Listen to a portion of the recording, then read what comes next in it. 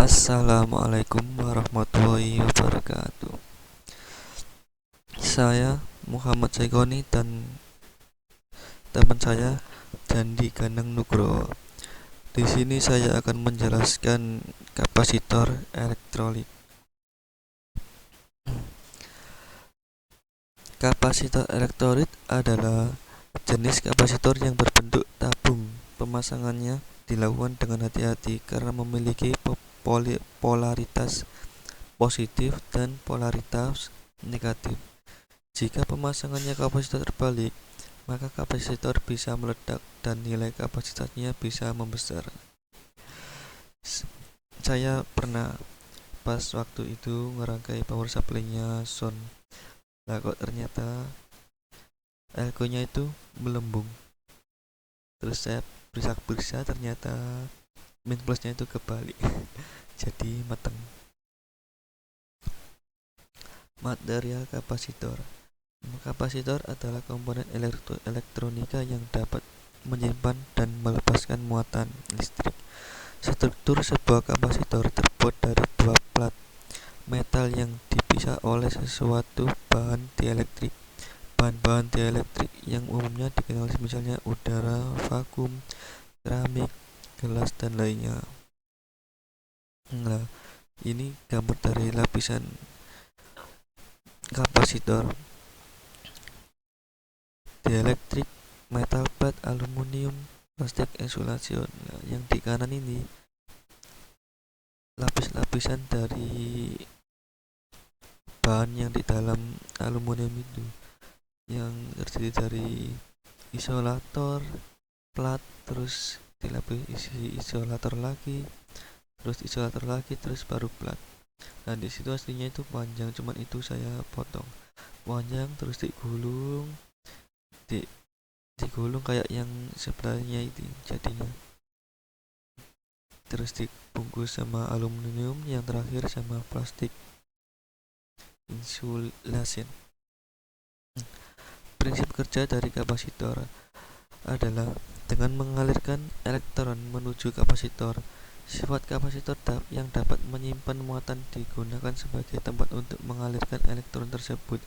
Pada saat elektron terisi penuh dengan elektron, maka tegangan akan mengalami perubahan. Nah, di sini kapasitor itu kerjanya itu nyimpan muatan-muatan. Apabila muatan itu penuh akan keluar, terus ngisi lagi, penuh, keluar lagi, begitu seterusnya. Sifat dari listrik kapasitor: penyimpanan muatan listrik berukuran kecil, melewatkan arus bolak-balik atau AC. 3. Menahan arus searah atau DC. Muatan positif tidak dapat mengalir menuju ujung kutub negatif. 5. Begitu pula kutub negatif tidak bisa menuju ke ujung kutub positif. 6.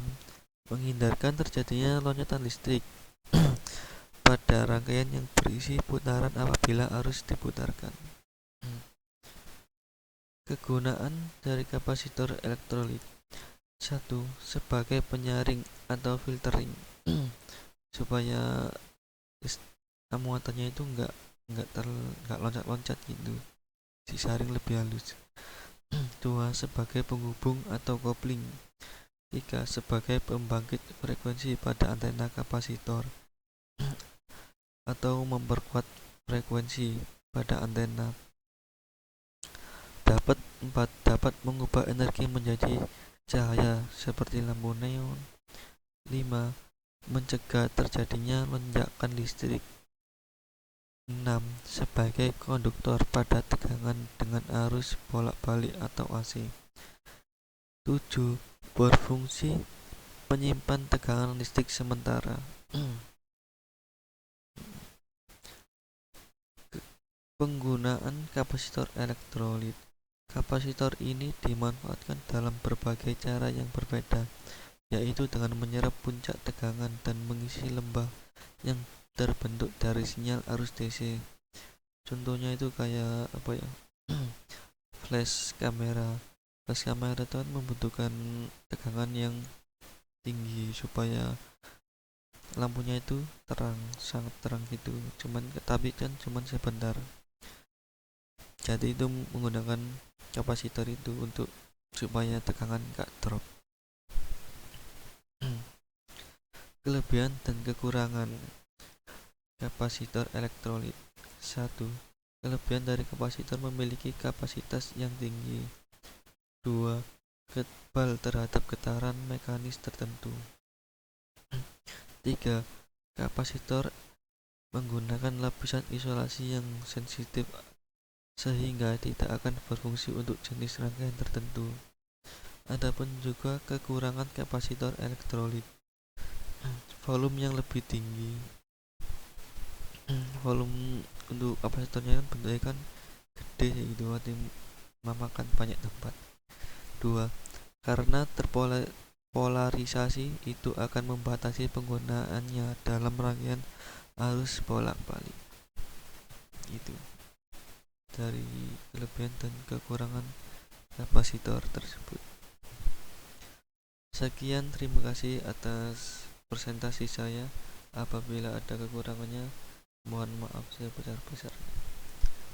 Saya Muhammad Saikori dan Dandi. Assalamualaikum warahmatullahi wabarakatuh.